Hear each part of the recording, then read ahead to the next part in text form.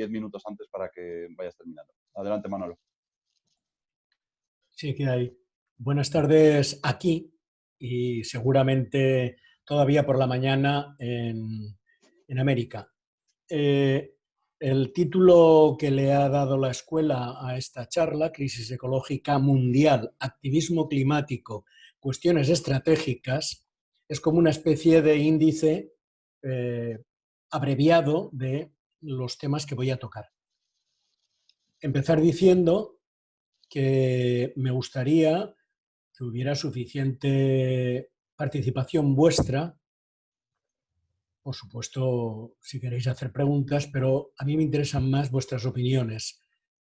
Podéis hacer preguntas, pero me interesa más vuestros puntos de vista.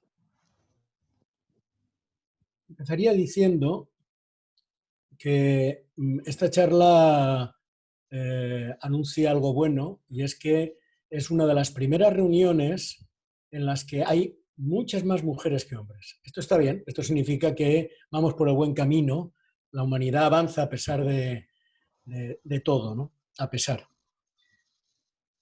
Es decir, la política va cambiando también de rostro, va cambiando de género, va cambiando de puntos de vista. Y es importante cuando se hable de ecologismo.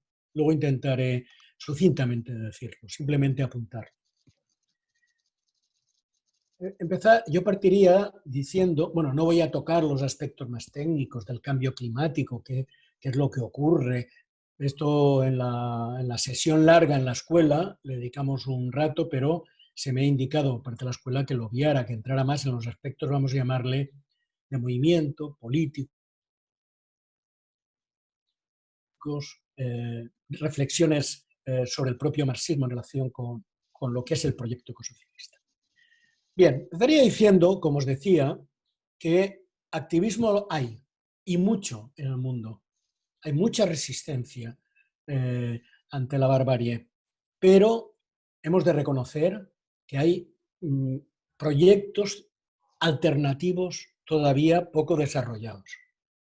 Primer tema. Segundo tema, que aunque el problema de cuestiones como el cambio climático, cualquiera de los grandes temas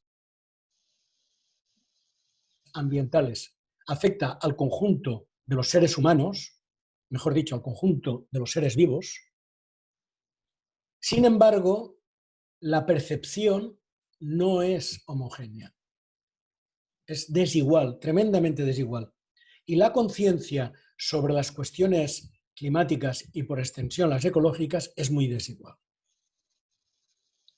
Un compañero que estuvo con Alex y conmigo en la andadura que da paso a anticapitalistas, cuando nos llamábamos izquierda anticapitalista, yo pienso que el ecologista desde el punto de vista militante más importante que ha habido en el Estado español, Ladislao Martínez, le preocupaba mucho este tema. Él de formación era químico, físico, aparte de un excelente militante revolucionario, pero le preocupaba mucho el tema y tuvimos muchas discusiones. ¿Por qué se da esa conciencia desigual? Bien, veníamos ambos de una experiencia de dictadura y bueno, una dictadura abre aguas. Hay gente que no quiere saber nada, no quiere, y hay gente que el palo le despierta, los palos, los golpes, la represión le despierta en la conciencia inmediata antiautoritaria. En las empresas, en el trabajo, hay una conciencia elemental de que el patrono se lleva la gran parte y nos deja, podemos decir, los residuos, hablando en términos simbólicos, ¿no? Es decir, hay una disputa por la plusvalía en términos macro entre las clases sociales, pero también en términos micro, por así decirlo, individualizados. Se puede llegar a una cierta conciencia que no es política, es prepolítica, no es revolucionaria, está muy lejos de la conciencia del cambio revolucionario, pero una conciencia a partir de la propia situación de explotada o de explotado. Pero resulta que en las cuestiones de ecología, y por eso en muchas ocasiones han sido pescadoras, pescadores, el campesinado, quienes han tomado en algunos continentes la bandera, porque lo han visto en sus propias experiencias prácticas directas, decía la cuestión de la ecología, debido a que se manifiesta en la crisis ecológica de formas muy diferentes, no es percibida igual por todo el mundo, no forma una conciencia homogénea e inmediata y, de alguna manera, hay un dominio todavía de la ideología dominante en el terreno de la ecología. La ideología dominante, que es el capitalismo, es aquel que o bien se mueve entre la negación de la existencia del problema o dejarlo, relativizarlo, decir que es un problema menos importante de lo que se dice,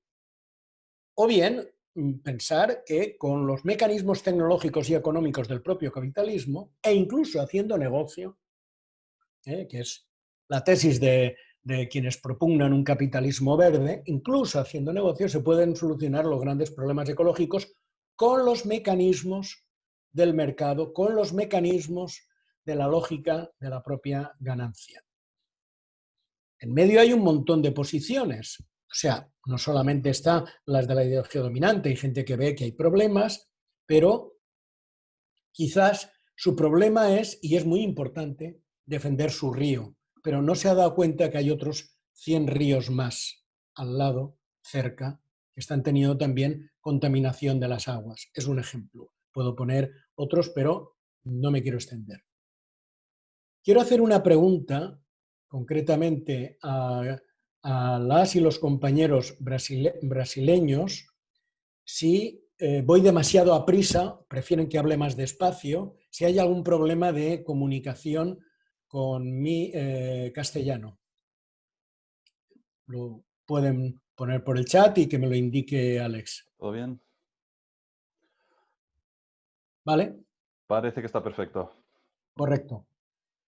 Entonces, nos encontramos, como decía, con un problema de conciencia. Y Ladislao Martínez y yo hemos discutido mucho esto. Es decir, la dificultad de que aquello que no tiene una relación muy inmediata con tu propia experiencia vital, en las grandes urbes, en las grandes aglomeraciones, produzca una conciencia limitada. A lo mejor hay una conciencia de la contaminación troposférica, de la contaminación que causan los vehículos y que causan afecciones pulmonares, muertes, pero a lo mejor no la hay del cambio climático, porque el cambio climático no se ve, no se toca, no se palpa. Y sin embargo, hace poco estaba viendo un reportaje excepcional sobre de la vida en Siberia y me encontré con que había muchísimas personas normales, corrientes, siberianas, que se estaban dando cuenta que la descongelación del permafrost, de esa capa tan importante para la vida, no solamente estaba haciendo que se movían sus viviendas, o sea, rompían, había desastres porque se estaba moviendo el subsuelo, sino que decían que estaban modificándose las condiciones de las plantas, las condiciones de los animales, y estaban temerosos de una cosa muy importante, porque ellos habían tenido ya alguna experiencia, digamos, que era la liberación de metano y de otros gases de efecto invernadero sumamente agresivos, más agresivos todavía que el anhídrido carbónico, que el CO2. Bien, pero estos están allí, en aquella punta de Siberia, ¿no? Y mientras tanto, los planes de seguir explotando el petróleo del norte, de si se descongela el Ártico mejor, llegaremos más rápidamente a los yacimientos, es todavía el discurso dominante en su zona, bueno, el discurso dominante en todo el mundo, en su zona. Bien, por lo tanto, tenemos un problema diferente a otros casos.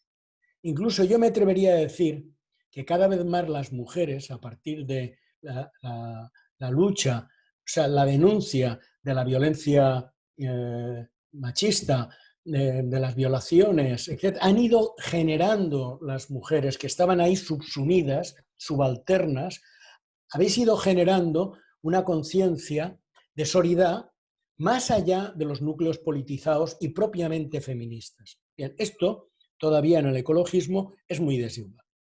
¿Por qué he planteado todo esto? porque para poder intervenir bien hay que entender qué problemas reales tenemos. Lo que nosotras y nosotros pensamos no es necesariamente, o vemos, lo que piensa la gente. Y eso es fundamental.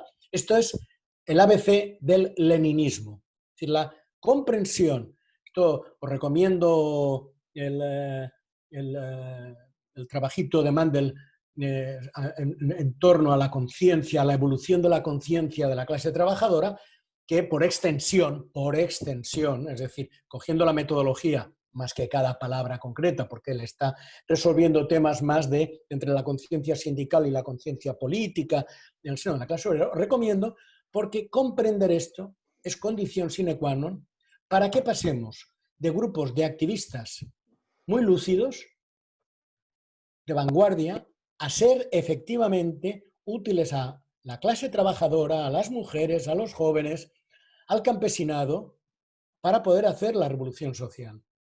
Nosotros no nos convertimos en vanguardia por pensar que tenemos la verdad, sino porque somos capaces, si somos capaces, de conectar con las aspiraciones y la conciencia de la gente y ayudamos a ese tránsito. A partir de la experiencia real, ayudamos a ese tránsito. Bien, lo primero que podemos abordar cuando hablamos de la crisis ecológica es que es una crisis múltiple porque tiene muchas facetas, no voy a extenderme. La biodiversidad, el cambio climático, el problema de la contaminación y calidad de las aguas, pero la segunda característica es que todo esto está relacionado.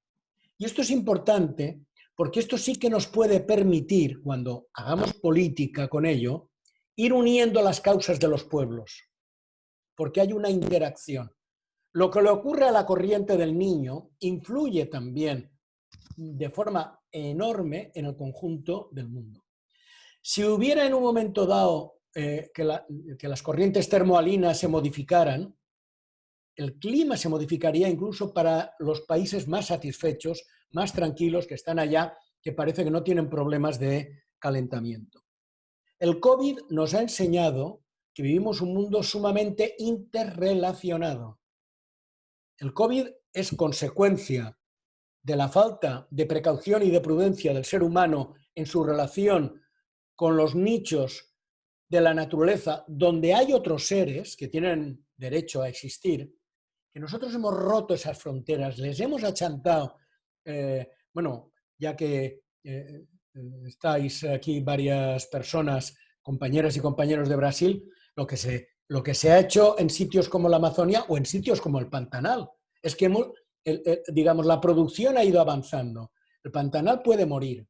El Pantanal, que es enorme, mucho más grande, lo digo para, en este caso, las personas españolas, es mucho más grande que países europeos enteros, ¿no? Bien, pues esto puede morir. Está relacionado, pero es que si el Pantanal muere, resulta que lo que se llaman corrientes húmedas aéreas, que permiten mejorar el clima de Argentina, por ejemplo, también habría consecuencias para Argentina. No solamente para Brasil, Bolivia, no, habría consecuencias para Argentina en su clima, en sus condiciones de vida. El caso de México es evidente que la dependencia, por así decirlo, de las corrientes del Golfo son enormes. No voy a entrar, creo que hay una compañera que puede hacerlo muchísimo mejor que yo, explicarnos bien. La otra cuestión que quiero plantear es que quizás lo del cambio climático condensa o es la metáfora, el paradigma del conjunto de problemas ecológicos. No es el único problema ecológico, pero es el más agudo, el más grave, el principal reto que tiene la humanidad y probablemente aquel que o lo solucionamos o hay un problema de supervivencia efectiva de la humanidad o de la civilización, al menos tal como la entendemos, tal como existe. Segunda consideración sobre la crisis múltiple, el cambio climático. Es internacional en un momento en que, desgraciadamente, el internacionalismo está en horas bajas, muy bajas. Yo entré a vuestra edad en la política en un momento en que el internacionalismo estaba en horas muy altas. Vietnam, en la solidaridad con Vietnam, la solidaridad con los estudiantes mexicanos machacados, la solidaridad con los, los trabajadores checos invadidos por las tropas estalinistas. Bueno, la solidaridad solidaridad con los países coloniales y contra el colonialismo. Es decir, era un momento de efervescencia. Nos sentíamos parte de un proyecto internacional, incluso los que no estaban en la Cuarta Internacional, quiero decir, era algo que formaba parte, por así decirlo, de la cultura de la izquierda del momento en Estados Unidos o en Sudáfrica, que estaban todavía bajo la bota del apartheid. Bajas horas de internacionalismo, lo cual también nos sitúa un problema político. Tercero, estamos ante un problema efectivamente, las palabras tan repetidas de Rosa Luxemburgo, de socialismo o barbarie. Y cuarto elemento que quiero introducir, tenemos que presionar a las instituciones, evidentemente. Yo no estoy en contra de que se exija a los gobiernos, a Naciones Unidas, pero no podemos confiarnos un milímetro, ni un ápice en ellos.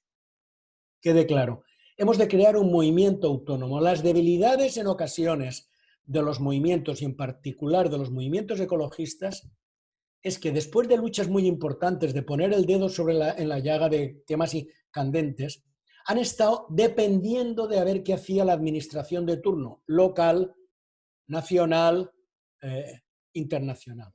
Yo creo que aquí tenemos un juego político muy complicado, que es pensar en términos de empoderamiento de movimiento, en términos de presión sobre el poder y en términos de toma del poder, por así decirlo. Hay una tentación muy fuerte porque es muy capaz de captar el poder, embellece, engrandece y todo lo que queráis. Es decir, cuando estáis ante un poderoso, cuando entráis en el despacho de un ministro y pisáis la moqueta muy gorda, se te hunde el zapato allí, bueno, piensas que eres alguien porque el poder se te pega un poquito, ¿no? El poder puede absorber. Y uno de los riesgos que tiene el movimiento juvenil ecologista es ser absorbido por el poder. Y de absorciones por el poder todos conocemos, pero quizás las y los compañeros de México pueden contarnos historias muy fuertes de cómo movimientos campesinos poderosísimos, movimientos sindicales poderosísimos, fueron absorbidos desde la institucionalidad. Bien, por lo tanto, se nos plantean varios problemas diferentes, estratégicos. En primer lugar, la cuestión del sujeto. El marxismo, cuando reflexionaba solamente sobre el mundo industrial, el sujeto del cambio era la propia clase obrera, que pasaba de ser clase en sí a ser clase para sí, es decir, con un proyecto de cambio de sociedad a través de la toma del poder político.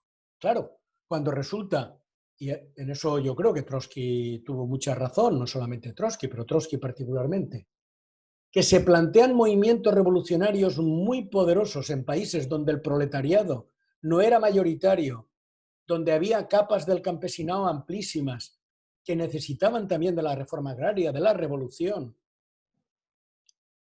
En cualquiera de los países de la gente aquí presente, Argentina, México, Brasil, el Estado español, creo que no me dejo a nadie, a ningún país, si me lo dejo me autoflagelaré luego.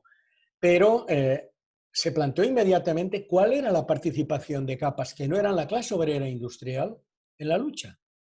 Entonces, toda la teoría de la revolución permanente, cómo la revolución democrática acaba teniendo para triunfar de fondo que transcrecer, como diría Lenin, que convertirse, digamos, en revolución permanente hacia el socialismo, pero además, en el caso muy anticipadamente de Trotsky, se tuvo que plantear también el tema de las mujeres. Ya había feminismo dentro del marxismo. no solamente había viejas concepciones, había una presión de compañeras de la Tercera Internacional o incluso de la Segunda Internacional poderosas intelectualmente, con capacidad e influencia política, que iban presionando por empoderar a las mujeres. Era otro tipo de feminismo diferente al actual, lógicamente. Bien. Por lo tanto, el problema del sujeto nunca ha sido, no se ha resuelto nunca de forma aritmética, sencilla. Es un problema complejo. Hay que echar mano del álgebra, no de la aritmética. ¿Por qué?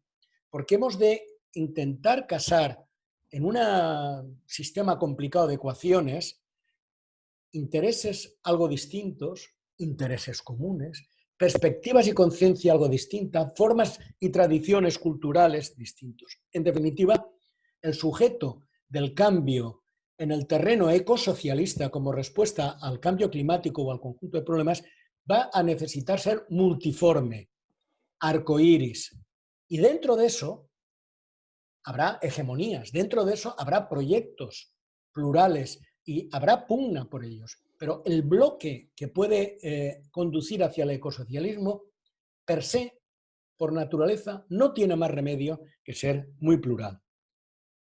Quiero poner un ejemplo. Hace nada en términos como ha planteado Alex, para los que hace 50 años entramos en la internacional, bueno, pues ya de suyo nuestras compañeras nos hicieron feministas porque nos educaron, por así decirlo, pero es verdad que no jugaba el mismo papel. Después del Mayo francés se impulsó bastante el feminismo y el feminismo estamos en una tercera o cuarta generación, por así decirlo, de feminismo. Más allá de los hitos planteados en la segunda ola del feminismo. Pero ha incorporado la cuestión de la ecología una cuestión muy importante. Esa visión que se simplifica bajo la fórmula ecofeminismo es que estamos defendiendo la vida y uno de los objetivos del socialismo no solo es repartir la riqueza, el ingreso, sino es también la sociedad de los cuidados y el reparto de los cuidados de los procesos, no hay que atender solamente a los procesos de producción, sino también a los de reproducción. Bien, el campesinado o los pueblos originarios nos han dado, sobre todo los pueblos originarios, una visión del tiempo, de la vida, de la relación con el medio natural diferente. Pero tenemos una cuestión que es esencial en la sociedad actual, pre-COVID y post-COVID. Es que, a pesar de que hubo gente que, desde un punto de vista eurocéntrico, planteó que la clase obrera era una reliquia del pasado que iba a desaparecer, porque asimilaban clase obrera al obrero varón de la industria pesada. Eso era la clase obrera. Lo demás parecía que, en fin, nunca ha sido mayoritario el obrero varón blanco de la industria metalúrgica o metalmecánica, ¿no? Esto es mentira, la clase obrera siempre ha sido muy plural. Pero bueno, es que ahora resulta que no estamos ante un descenso del número de asalariadas y asalariados en el mundo. Primero, estamos ante un fenómeno es que cada vez más hay más gente que vive del trabajo, de su trabajo, y menos de las rentas. Pero dentro de la gente que vive de su trabajo son millones y millones de forma creciente. Hay que mirar China, hay que mirar sudeste asiático, que se incorpora a lo que podríamos llamarle la clase trabajadora mundial. Bien, incluso en el Estado español, ahora estoy dirigiendo a las compañeras de gobierno del Estado español, se habrá visto cómo nuestra clase ha ido cambiando de color, porque nuestra clase, de color de piel me refiero, porque nuestra clase cada vez más está compuesta por africanas, por africanos del norte, del subsaharianos y por latinoamericanas y latinoamericanos que nos traen toda la herencia, por así decirlo, milenaria, ¿no? También hay gente asiática, es decir, la clase obrera va cambiando de aspecto, va cambiando también de género la clase obrera activa. Existían esas mujeres, pero estaban recluidas en las casas estaban invisibles. El pacto fordista era, bueno, yo te pago más con tal de que yo no me tengo que preocupar, yo patrono de los temas del cuidado de tus hijos. Esto, para esto hay alguien que te lava la ropa, alguien que te hace la comida. Bueno, entonces, digamos que está cambiando también. Bueno, eso no solamente nos plantea un problema estratégico sobre el sujeto, sino problemas teóricos importantes. ¿Es que el marxismo está habilitado para poder dar respuesta? Bueno, primero hay que partir de una cosa que es obvia.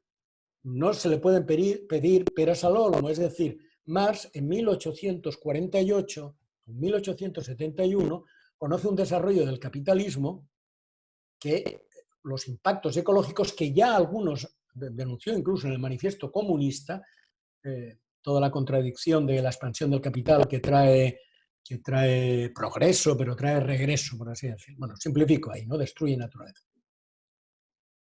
Más no podía ver el alcance. Nosotros sí, porque nosotros, si miráis el libro de Ison, hay el 10 lecciones o algo así de marxismo heterodoxo, creo recordar. Él pone un gráfico que es muy interesante, yo lo utilizo mucho, y es cómo se relaciona desde 1850 a 2017 la emisión de gases de efecto invernadero, concretamente de CO2, de anhídrido carbónico, que es uno de los muchos gases, con el PIB mundial. Es decir, está indexado el desarrollo del capitalismo industrial totalmente, no se puede separar de las emisiones. Son dos curvas que andan en paralelo. Pero mientras el Producto Interior Bruto ha aumentado 900%, las emisiones han aumentado el 4.000 y pico por ciento. Tendría que mirar las cuentas, no voy a entretenerme ahora en esto, yo tengo mala memoria, pero esa es la idea. Son curvas iguales, pero han evolucionado con unas dimensiones enormes, ¿no? Bien, diferentes, quiero decir. Es verdad que aumentó el Producto Interior Bruto, que es una forma de medir la riqueza muy incompleta y muy dudosa, no podemos utilizarlo como único parámetro, ni mucho menos, pero bueno, nos sirve para algunas cosas, eso lo dejo apartado, y la emisión de CO2. Pero ojo, si miráis el resto de la producción capitalista, tanto agrícola como industrial, hay otros 6 o 7 grandes grupos de gases que no son tan masivos, pero tienen mayor capacidad de destrucción atmosférica, es decir, son más agresivos. Cada molécula es más agresiva. Entonces, por lo tanto, contribuyen con menos cantidad, pero ojo, con mucha peligrosidad al cambio climático, en este caso el cambio climático, en otros casos a la capa, a la disminución, a la delgadez de la capa de ozono, como bien sabéis, etc. Bien, son varias las actividades, no me puedo entretener en eso, si fuera necesario, luego más tarde podría hacer alguna referencia. Por lo tanto, Marx no hizo una teoría ecológica. Quedan 10 minutos, Manolo. Correcto. Marx no hizo una teoría ecológica. Hizo una teoría social, del cambio social, en torno fundamentalmente a quién se apropia del plusvalor.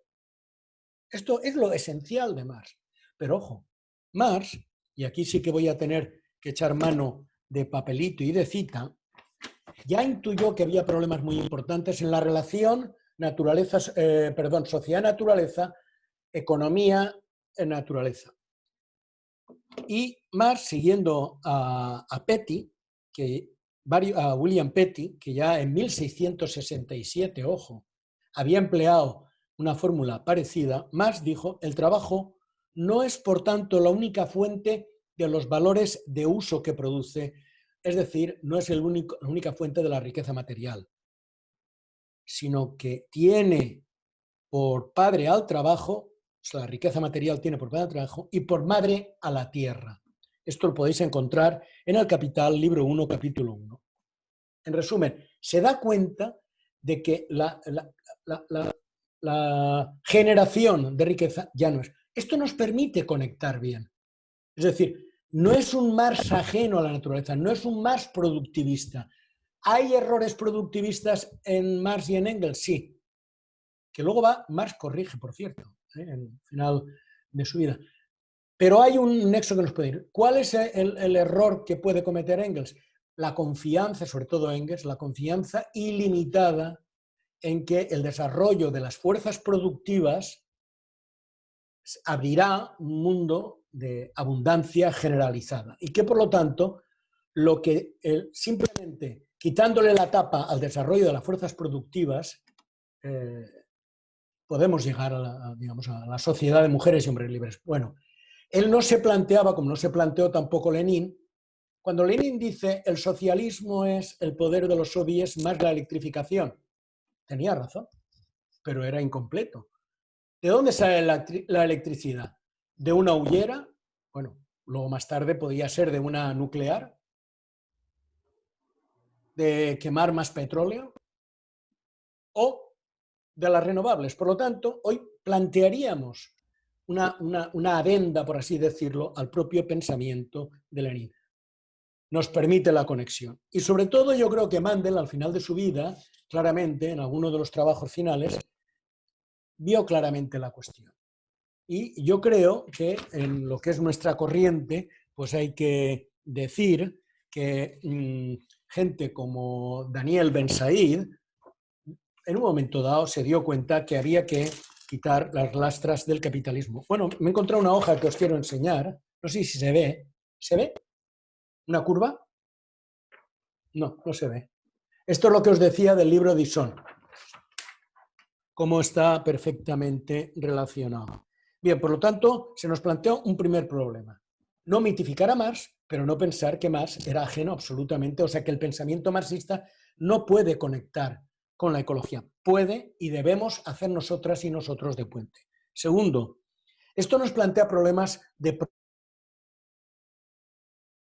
programa importante. ¿Qué es la sociedad de mujeres y hombres libres, de productores asociadas y asociados? Pues tendremos que decir que es la sociedad en la que se cubren las necesidades, pero que tenemos que decir que las necesidades no es que todo el mundo tenga yate, que hay que hacer una discusión de las necesidades, de lo que es la buena vida.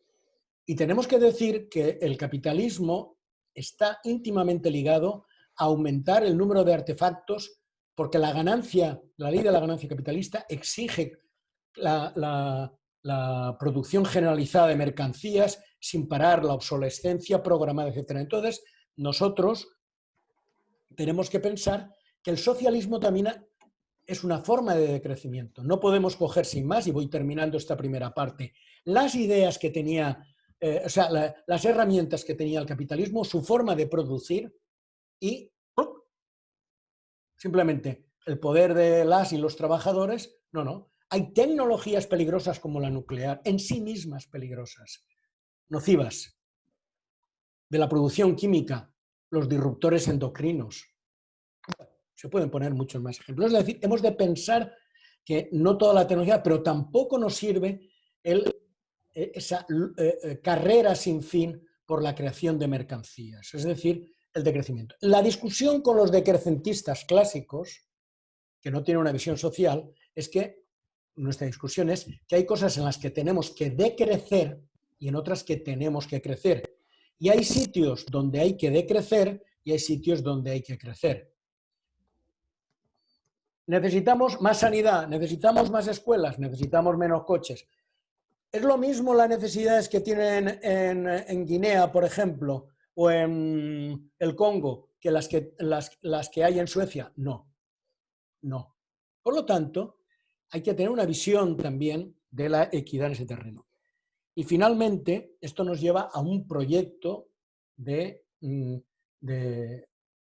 sociedad, el ecosocialismo, que implica no solamente la toma del poder, sino que, como decía Walter Benjamin, servirá como freno para la barbarie en la que la conducción loca de la humanidad se ha metido. ¿Podemos hacer ahora el descanso, Ale?